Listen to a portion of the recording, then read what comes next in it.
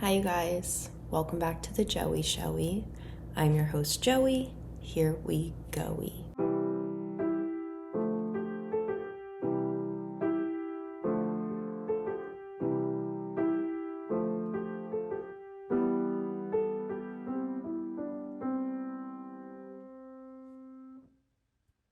I took a break.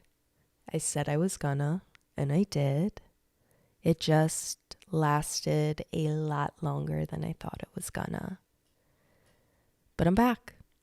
I miss doing the podcast, and I think I like doing it.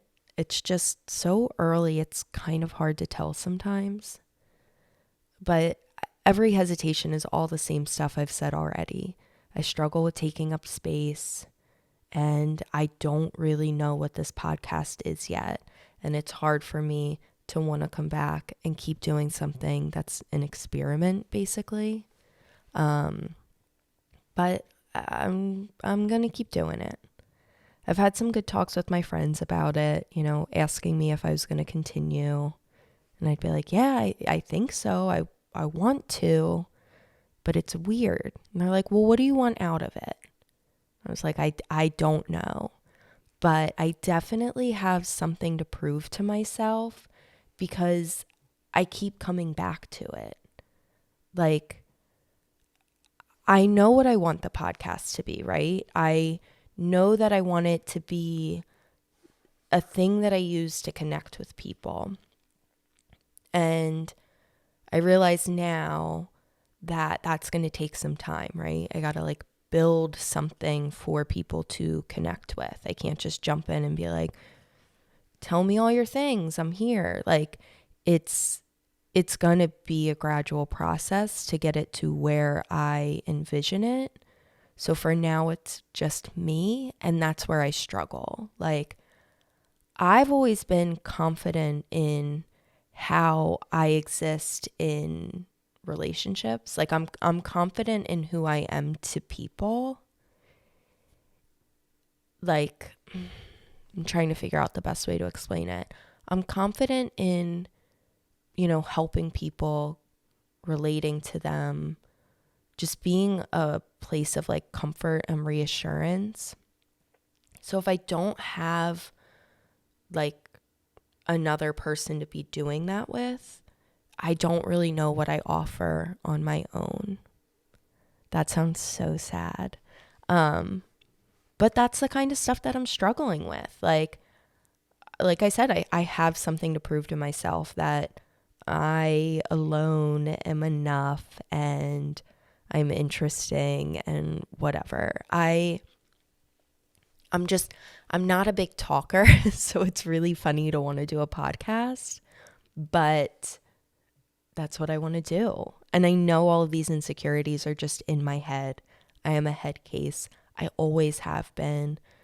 I've yet to find my magic trick to pull myself outside of my head. So it's just navigating through this stuff. And it's funny because today I'm actually going to talk about some parallels, always being a head case, just things that have always existed throughout my life. I've found myself recently coming back to a lot of just thoughts and feelings and wants that I had when I was a child, and they're resurfacing now. I think they just got buried down through life, other things come up. I didn't lose myself, but I am kind of just coming back to myself. It's not like a regression. It's not a renaissance. It's I'm just kind of coming back to all of these things that used to be there, and at some point I lost sight of those things. So it's just been really interesting recently how many things have come up like that. And I think a lot of it has to do with I stopped taking my medication. So I talked about that probably my first episode. I was on sertraline for the last 5 or 6 years. And when I went on it, I definitely had a hard time. Not a hard time, but I was slow to accept it. I knew I needed it. It was helping me. But like from the get-go, I was like, when do I get to come off of this stuff? And at a certain point, I was like, okay, this might be a lifelong thing. I don't have to come off of it. But over the last couple years, I really just, I missed how sensitive I was. That was the biggest challenge for me being on that medication. It didn't numb me, but it dulled a lot of my emotions. And I've always loved how sensitive I am. I love crying. I'll cry if I'm happy, sad, angry, confused, whatever. I'm going to cry. And I missed it. And honestly, my body felt it. Like, I could deal with things a little better. It felt like the medication made my baseline more neutral. So if there were big emotions, they just weren't as big. And I was able to like get through things, I guess, better. But I crying is a release. And so it felt like not being able to cry, it felt like my body was just storing everything I felt. Like mentally I would move past stuff, but it really just felt like, I don't know, like the last couple months before I stopped taking the medication, I was like, I have to fucking cry. I need to cry. Oh my God, like my body is about to burst because I can't cry. And let me tell you, I've cried. So I talked to my psychiatrist. I actually had switched to a new one because, I mean, don't even get me started on medication and psychiatrists and how insane that entire system is. But so I switched to a different psychiatrist. And the first day we talked, I was like, hey, I think I want to start tapering off of my medication. I know I just met you, so I understand if you want to see me a couple times before we do this. She's like, well, why? And I said, I miss myself. I miss my sensitivity. I miss crying. This has helped me. I think I needed it to get through a really hard time. And I now feel like I'm in a place where I would like to not be on it anymore. She's like, all right, let's start you on a lower dose. So long story short, I tapered off of it a little quicker than intended, but I did.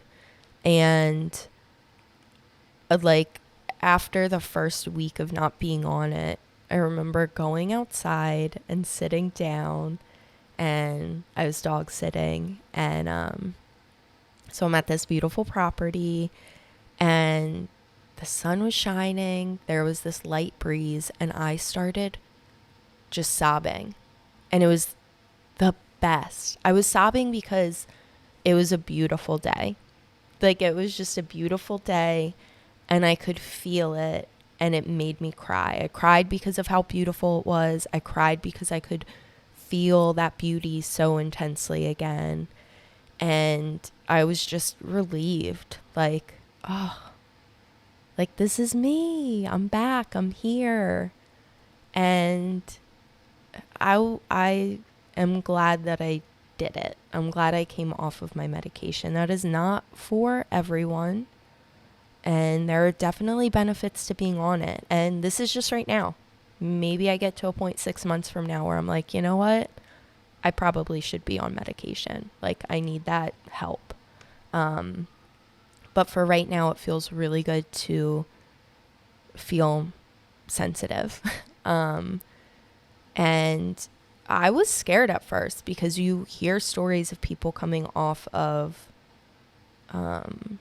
different medications and just different side effects they have, their mental health kind of going through ebbs and flows. And I was really nervous, and I definitely like had a conversation with Taylor when I was tapering off, like, hey, I'm gonna do the best I can to be honest with you with the things I'm feeling. If I feel anything scary, I will share it, but also like keep an eye on me. And I think that's a really important part, is just making sure the people in your life know that that's what you're doing, so that we don't always see things clearly for ourselves, right? You're like too much in it.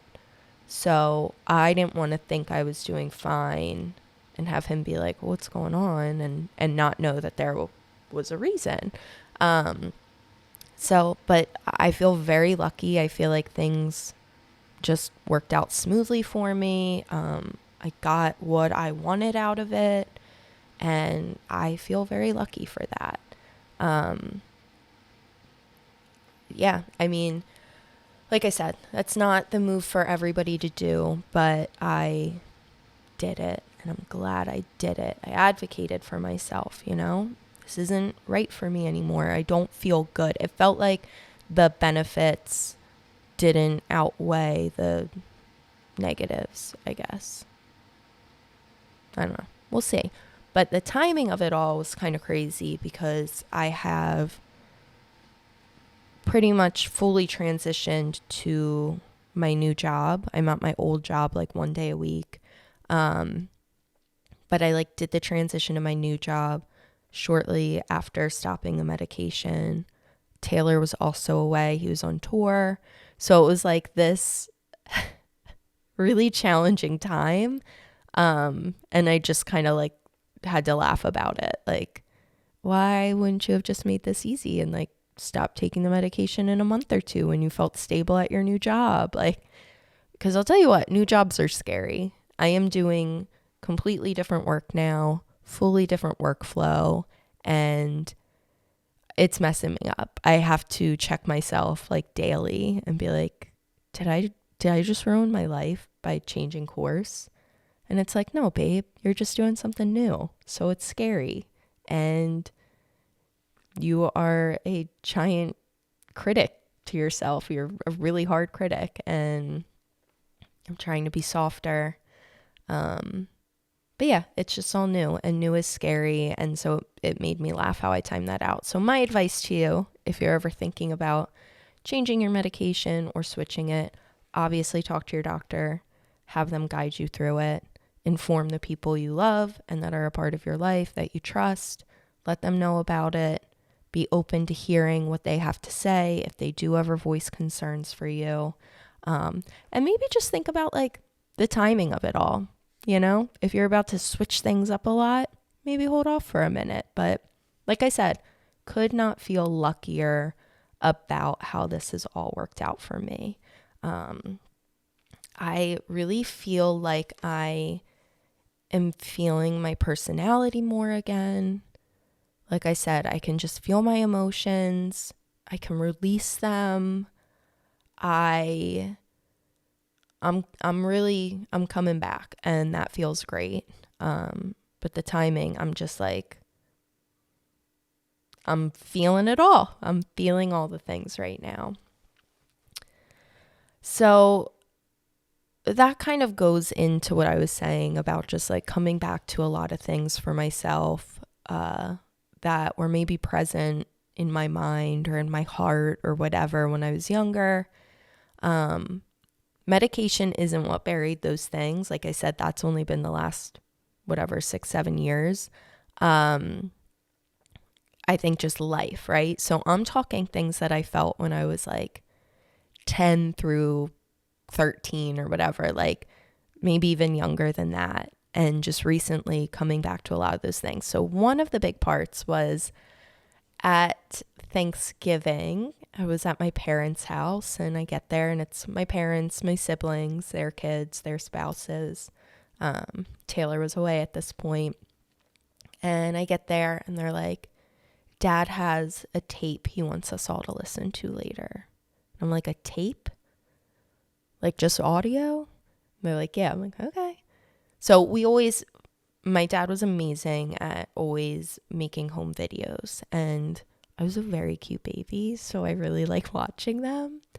So to hear it was just an audio tape, I was like, what is that? And I joked, was I even alive? Because if not, I don't need to hear it. And they're like, no, you were alive. Okay. So we're sitting for dinner. We're all finishing up.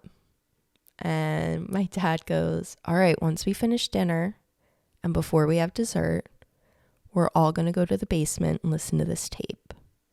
I'm like, oh my God. And I turn to my sister and I go, so but is it just me on the tape? And she just smiled and I'm like, fuck. So this memory, many memories, rush back into my brain that I used to record radio shows and songs in our basement.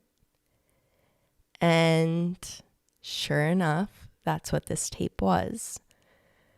It was very cute. My dad introduced it before he played it, and he referenced the Joie Showie. It's in my blood. It's so funny. It's just, this is what I've always wanted to do. I told you guys I love Delilah. I'm sure that was the inspiration at that time too. So that particular radio show that he had found was me and my elementary school best friend. And it is exactly what you imagine 10-year-olds sounding like on a radio show. Just chaos. Just awful, but funny. And there was a time in my life where if you showed me things that I made or did when I was younger, I would cringe and be like, ugh, no, that's not cool. But oh my God, I love this girl. 10-year-old Joey, that was it. I think I peaked then. Same humor. My friend introduced it as the Brittany and Joey show, and I quickly corrected her with, it should be the Joey and Brittany show, but I'm not selfish like that, so it's fine. What a funny little bitch I was. It was just cute. And then on the other side of the tape are, some original songs. Baby Joey went through some heartbreak, you guys. I don't know who hurt her, but I will hurt them right now. There was some heartache there. And then the best part was a cover. I covered All Star by Smash Mouth, which was very funny because this year on my birthday, my caption was a line from Smash Mouth. So I hear this playing and I'm just like, so that's always been my anthem? That's my song? I don't know. I guess. And I brought the tape home to show Taylor and I hadn't listened to the whole thing. And after my cover of Smash Mouth, I continue to cover it maybe 50 more times, singing it as fast as I possibly can. And I don't really do that specific thing anymore, but there are definitely some I guess they're OCD tendencies to redo, just keep doing something. And yeah, I mean, that was just very fun to go, oh my God, the core of who I am is the same. And like I said, I loved that girl. So I guess I love this girl too a little bit, And it just opened up all of these other consistencies that I've realized, big picture dreams. When I was little, I always wanted to own a store. I just wanted a cute little shop that people would come into. I'd talk with them. We'd connect. And it would be a space where they felt good. At that time, it was a candy store. But now it's Good Morning. I dream of there being a desert Good Morning shop. I mean, I will build on that dream forever. Hopefully one day it happens. But California too. I mean, that was when I was a kid, I'd never lived there. My parents, neither one from California, met each other living there. And I'm sure that played into it some way, but I just was always like, no, that place has sunshine. It's chill. That's where I belong. And now it's where Taylor and I want to live. We want to live in California. I want to have a little store. It's just kind of crazy to come back to all of these things again. Even like art, I feel like that was very short-lived for me, but I did enjoy doing art. But, I couldn't finish a project in my 30-minute art class, so I thought I was bad at art. And then how many years ago I started doing art again. I was like, wait, I like this. I'm bummed because I missed out on many, many, many, many years of, discovering my own style or taking classes to learn techniques. And I definitely wish it was something that I had stuck with more throughout my life, but I didn't, and that's okay. I've got it now. So it's just cool. It's really neat to, I guess, I don't think I ever fully went off course. Like, I've always been myself. But I mean, I keep saying it. It's just really cool to come back to yourself and to see your younger self in who you are now, because we were so much, I'm going to speak as a whole, I imagine everybody's this way, that we're just so much kinder to ourselves when we're younger. I don't even know if we're kinder. I think we're just like not in our heads as much. So you don't have that critical voice that's judging you, telling you not to do something. Fear. Oh my God. Fear is like, you think you're going to get more brave as you get older, but everything's just scarier. It's really crazy. And I'm understanding more now that like fear usually means it's like it's pulling you, right? If something's scaring you, then it's interesting to you and you want to do it. But fear, I feel like, doesn't protect us as much as we think it does. I feel like when you're listening to the fear and you're basing decisions off of it, it limits you more than anything. And yeah, so I'm just trying to like not be scared and remember all the things that have always been true about me. I wanted to have a radio show. I wanted to live in California and have a store. I love people. I want them to feel good. I want to help them feel good. And that's me. So, guys, we're going to keep doing the podcast. All of us, we're going to do it together. We're going to keep things going. Thanks for coming back if you did. I am going to send you out this week with obviously my anthem. You're going to get a little bit of 10-year-old Joie's cover of All Star by Smash Mouth. And then obviously we're going to play that song because you can't hear my cover and then not listen to the song right after. But anyway, I appreciate you. I love you. And I will see you next week. Bye. Somebody once told me the world is gonna roll me. I ain't the sharpest tool in the shed. She was looking kinda dumb with her finger and her thumb in the shape of a nail on her forehead.